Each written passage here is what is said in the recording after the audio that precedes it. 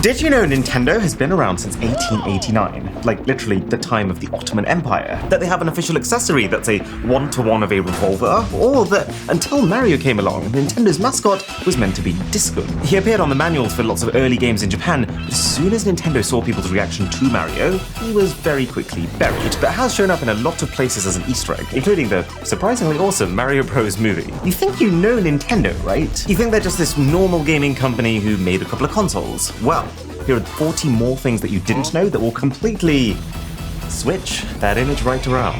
So what was Nintendo doing all the way back in 1889? I mean, they weren't making Mario Kart, that's for sure. This company actually started out making Hanafuda cards in Japan, which became really popular really quickly because the government had recently outlawed most forms of gambling, but Nintendo's Hanafuda managed to loophole their way around that. And so, if you ever wondered what Nintendo actually means, it can either be translated to leave luck to heaven, a reference to gambling, or the more literal Temple of Free Hanafuda, free emphasizing the fact that Nintendo's Hanafuda were allowed and not outlawed. But after a few years of this, something crazy happened. The president of Nintendo at the time, while visiting one of the company's Hanafuda factories, spotted this extending arm-like toy. It had been made by one of the maintenance engineers, Gunpei Yokoi, just for a bit of fun. But the president loved it. And sensing that Nintendo was starting to reach their limits when it comes to playing cards, he ordered Yokoi to actually develop this toy into a real Nintendo product, just in time for the Christmas rush. So he did, and it ended up being called the Ultra Hand. Thus, basically overnight, pivoting Nintendo from a card company to a toy company. And this guy, Gunpei, from a regular maintenance guy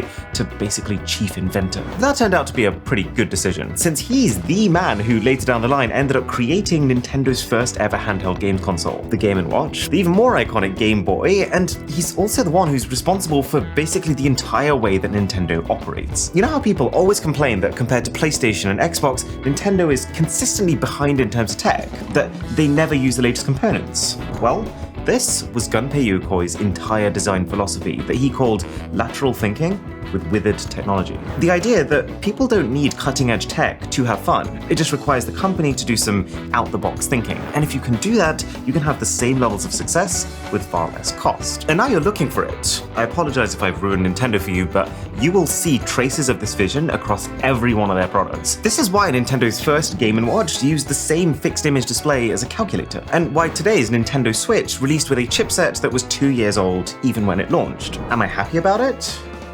Not really. Is the Switch still my most played current console by far? Yes, it is. This guy Yokoi was such a big part of Nintendo's success over the years that Nintendo later decided to honor his contributions with a real video game titled Grill Off with Ultra Hand. And Ultra Hand wasn't the only toy Nintendo ended up making. Seeing the success of Lego in the late 1960s, who just introduced the concept of a wheel, which changed the entire paradigm of what was possible, Nintendo started to think, yeah, we can do that too. And very shortly pivoted their efforts towards building their own Lego-like N&B building blocks. They had ads directly comparing their blocks to Lego to show how their revolutionary circular design was more appealing. And Lego sued them. Understandably. Nintendo actually won that lawsuit, but only later realized, thanks to their very peed off customers, that actually the pieces all being so rounded made them work together much less well than Lego. It wasn't until 1977 that Nintendo's true trajectory was set, when they released the Color TV game, their first ever video game console, with each version of the console only able to play one single game. Imagine that nowadays. Sony releases the PS6, says you can only play Gollum on it. Right, so that's basically Nintendo's history. Time for some surprising durability facts. I really hope we caught that. The Nintendo DS is the only console to have survived a trip all the way up to the top of Mount Everest. The moisture, the icy cold temperatures, the wind, the spilled curry apparently. Even when all other professional electronic equipment the climbers were carrying failed, this is what lived on. During the Gulf War in 1990, a medic had left his Game Boy in a tent, and that tent got bombed. Now, naturally you'd assume any possession of yours that gets bombed is a write-off, you'd throw it away.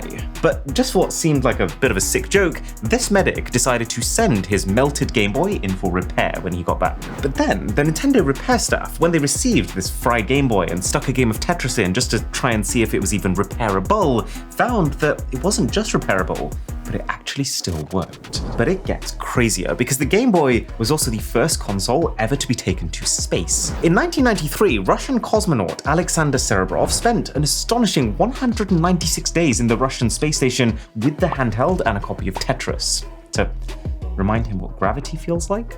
Like all cosmonauts, I love sport. My particular favorites are football and swimming. During flight, in rare minutes of leisure, I enjoy playing Game Boy, wrote Cerebrov in an autographed note that accompanied the game and his Game Boy in a 2011 auction. So yeah, if there's one brand of consoles that you could confidently take to war with you, it's Nintendo. But what about the weirdness of Nintendo's characters? Like how Mario, in the original Donkey Kong arcade where he first appeared, wasn't meant to be Mario. Nintendo actually wanted to use Popeye as the main protagonist, but just couldn't get the licensing rights. And it's only then that they realized that they actually need a character of their own, so they decided to create Jumpman. Yeah, I think the creative team were having a day off. But Jumpman, over the coming years, became Mario. And Mario as a character now has managed to sell Nintendo over 800 million video games. Did you ever wonder why Mario's gorilla nemesis is called Donkey Kong? Well, donkey in a Japanese to English dictionary is an adjective meaning stubborn. And Nintendo wanted to make it immediately obvious to passers-by at arcades that the enemy character is a stubborn ape. Zelda is named after the famous novelist and playwright Zelda Fitzgerald. For some reason. I think they just liked her name. But then where does Link's name come from? It's not short for Lincoln. Well, the very first Zelda game was originally going to feature time travel, with Link being the literal link between past and future. They of course did go on to use this concept in later Zelda games, but a lot of people didn't know that this was the intention right from the very beginning. If you look at Kirby game box art in Japan versus the US, you'll notice his face is angrier in the US and cuter in Japan. And this is intentional. Nintendo found from their market research that all demographics in Japan responded well to cuteness, but that in the US, they felt like they needed Kirby to be cool more than cute, because they didn't think that boys would play otherwise. Which is hilarious, since Kirby was very nearly going to be called Tinkle Popo. Yeah, I don't think that would have been quite the same hit. One of Nintendo's top lawyers, John Kirby, owns the exclusive worldwide right to name sailboats Donkey Kong as a very strange thank you gift for winning Nintendo a massive lawsuit. This was a huge case, by the way, funnily enough from Universal, who tried to sue them saying that Donkey Kong was fringing on the rights of King Kong. Oh, and they also bought him a $30,000 boat for him to name the Donkey Kong. But that's less funny than this idea of a God-given right of you, and only you can name your boat Donkey Kong. It's funny.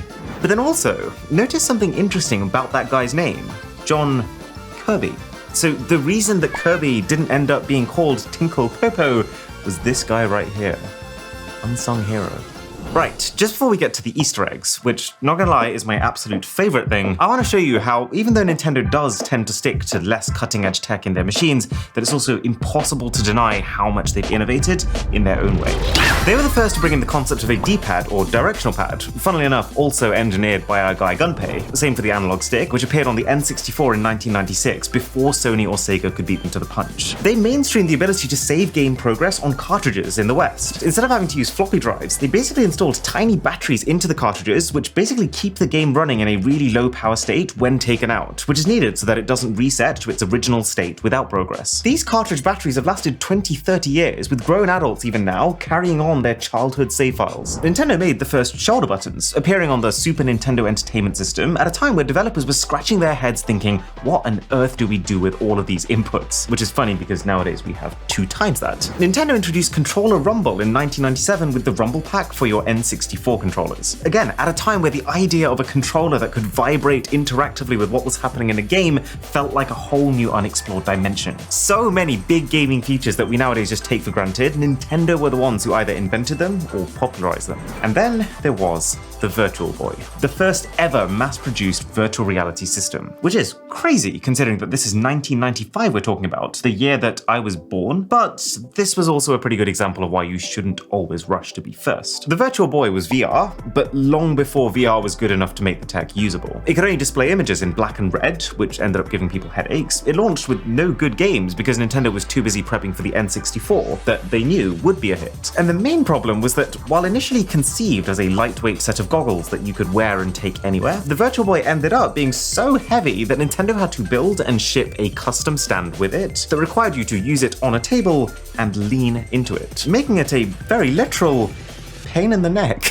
So we've talked a fair bit about the inventor, Gunpei Yokoi, but he isn't the only weirdly well-known Nintendo executive. Because, compared to other companies like Sony and Microsoft, who tend to keep one or two public-facing figures, Nintendo likes to put their developers at the front and center, to the point where they become almost as beloved as the company's actual characters. Like Shigeru Miyamoto, the creator of the Super Mario and the Legend of Zelda games. Basically the architect of a lot of people's childhoods. What I thought was so cool is that he created the original Zelda on NES as arguably the first open world game because he wanted to give players the same feeling he had as a kid, exploring outdoors in his hometown, especially the feeling of discovering a cave, i.e. the very first thing you do in the game to get your sword. Or like the current president of Nintendo of America, whose name is literally Doug Bowser.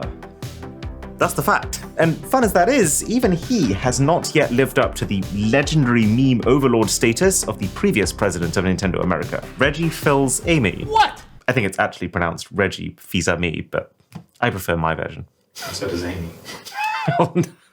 Who came in hard with his very first introduction to the fans at E3 2004. And it's not just this, Reggie has had a million other golden moments, like My body is ready. which then became My Body is Reggie. And then him actually adopting the fan nickname of the Reginator. And then there's Satoru Iwata, who was the president of the entire company from 2002 until his tragic passing in 2015. There are a million stories you could tell about Iwata, like the fact that when the Wii U was failing and tanking Nintendo's entire stock value, this guy outright refused to fire any employees and instead cut his own salary in half. Or that he's the reason that the second generation of Pokemon games feature both the region from the second game and the entire first game bundled into one. The dev team was struggling already just to fit in one region, but Iwata was so insistent that he wanted to give the fans more that he single-handedly developed a compression tool so powerful that it not only saved the game's entire development, but allowed them to stuff almost another full game in there too. And if you're enjoying this video, then a sub to the channel would be Nintendo dopamine inducing. So, at launch, the Switch had a hidden Easter egg left in there by developers in memory of Iwata, a ROM of NES Golf, the first game he worked on at Nintendo, which would only appear when he performed his signature directly to you gesture with both Joy-Cons, which he would do at the start of every Nintendo Direct presentation. Speaking of NES Golf and Easter eggs, no one seems to know this, but the golf course in Wii Sports, enjoyed by tens of millions, is actually the exact same course layout first created in NES Golf in 1987, but just now in 3D, which is both really cool to see the original ideas brought to life, and also one really smart way to save yourself drawing out new courses. They also then reuse those same courses for Clubhouse games on the Switch. The GameCube launch jingle has two secret alternatives, so this is what the normal one sounds like. But if you hold Z on your controller, it makes a squeaky dog sound. And then, if you plug in all four controllers and hold Z on all of them, it turns into a traditional Japanese drum theme to honor the console's country of origin. And then, as an homage to the GameCube, when you have to press the same button 3 times to launch your current Nintendo Switch, I imagine most people just mash the A button, but if you press either ZR or ZL, or click in the sticks, it'll make similarly unusual sounds. If you boot up a DS on your birthday, the boot jingle will be more sparkly. On Wii U, your Miis will sit there and applaud you. Also, Nintendo PictoChat will display a happy birthday message when you join a room. Oh, and this is so cool. On the DSi's sound editor, if you record any sound and leave it idle for a minute, the console will remix that sound into the Super Mario Bros. Theme. If you transfer your data from the Wii to the Wii U, the data will actually be carried by Pikmin, which are iconic Nintendo characters at this point. They put way more effort into this animation than they really needed to, and I am all for it. The GameCube has a microscopic dolphin printed on one of its chips, referencing the fact that Dolphin was the console's codename during development. And if you've ever wondered, this is how the Dolphin emulator that lets you play Nintendo games on other machines found its name. And another physical hidden Easter egg, which has got to be my favorite, since a lot of you can go and find this right now. If you tilt your Switch Pro controller's right stick down, shine a torch at the top of it, you can just about see "Thanks to all game fans" printed on the circuit board. If you want to see me buy every single Nintendo handheld console ever, then I give that video directly to you.